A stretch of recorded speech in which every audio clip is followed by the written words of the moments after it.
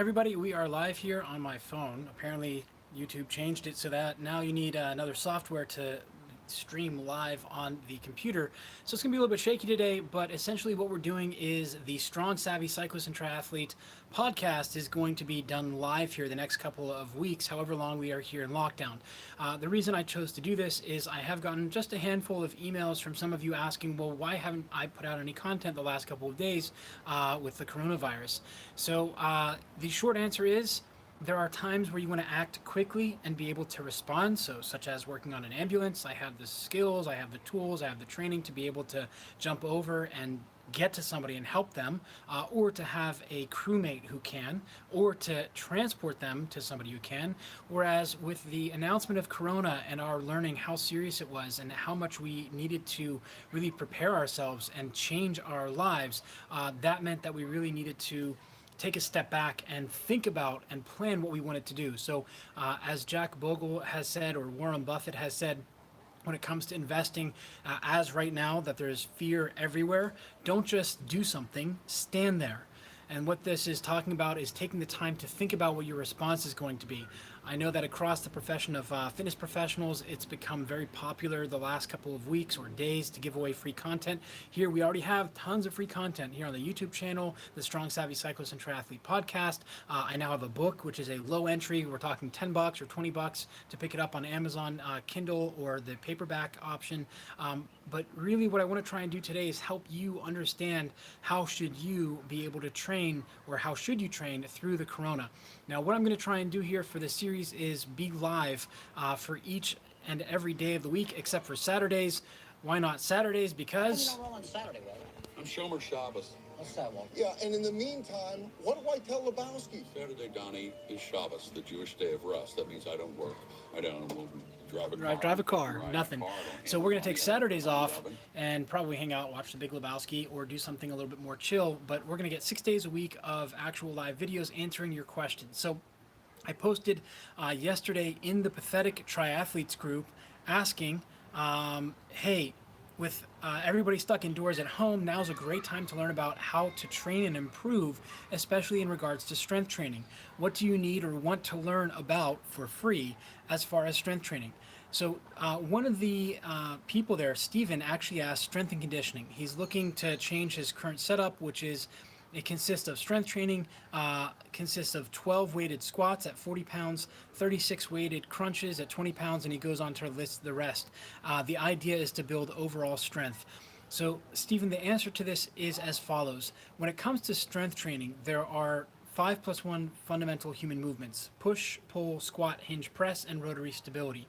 If you want to get the most out of this time to strength train, there are two things that we want to do. Number one is we want to actually make sure that we're working on those 5+1 fundamental human movements. I talk about it in my book. I talk about it on the Strong Savvy Cyclist and Triathlete podcast.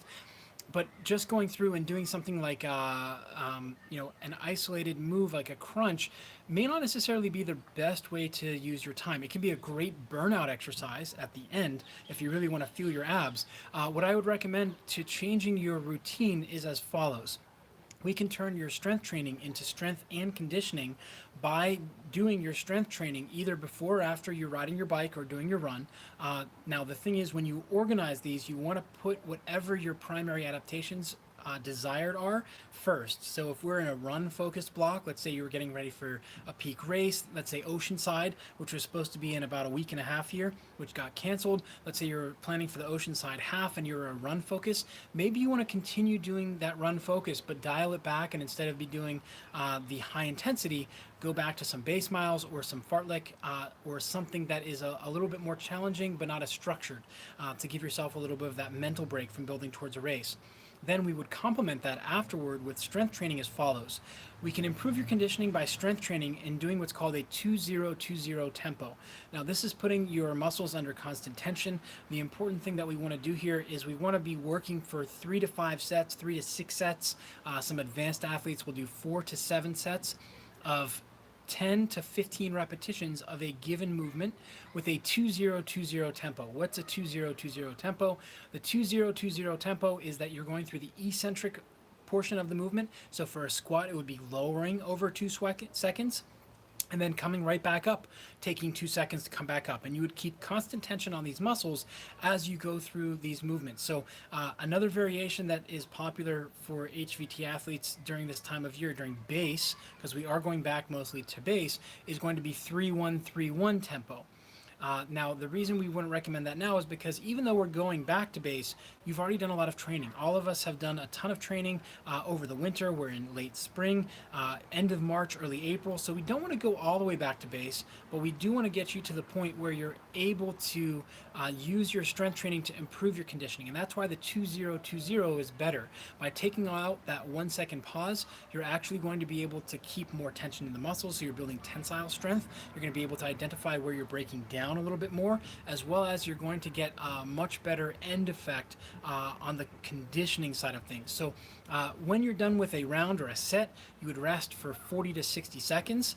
And then you would repeat. You can go through complementary exercises. So just last night here in the evening around 6:30 in the afternoon, after or before dinner, I should say, just over here, I have a 12 kilo kettlebell hanging out in the corner. So I went through and I did a 2-0-2-0 of deadlifts. I did 3 sets of 15. I did 2-0-2-0 tempo for push-ups. I did 2 sets of 6. And then I did some founder's pose for 2 sets of 15 seconds before those. And that was my workout. That was the end of the day workout. That's just where I was mentally. And this is the second part that is really important right now for your training. And that is consistency is more important than anything. So I've been really honestly quite burned. I put a pause on the Strong Savvy Cyclist and Triathlete podcast about a month ago. Finishing the book, The Vortex Method, took a lot out of me, a lot. I mean, we're talking, it's a massive project I've been working on for a long time. Then I also had finished the Strength Training for Cyclist certification. That was another big drag. I also worked on the 12-week strength training program, the Better Back and Hips program. So I had these really highly productive months of September, October, November, December, January, February, and I was a little bit burned. So what happened is my fitness fell off. I was actually only working with physical therapy and a tiny bit outside of that on my own, and my fitness fell.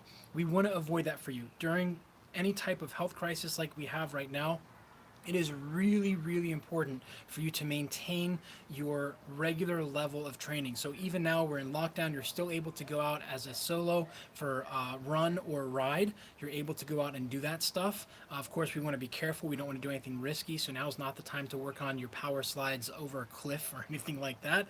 But it is a time to keep your fitness going. We do want to dial back a little bit. And that's where the 2-0-2-0 strength training can really come into play, where we're dialing back the time on the bike, where you can get off the bike and go right into a quick circuit of 3 sets of 10 to 15 for 2-0-2-0 tempo of squats, hinges, push-ups, rows with a band or a TRX, as well as shoulder press. And that can really help you build your fitness, continue to build your fitness. One of the last things we want to do right now is add life stress and take away workout stress.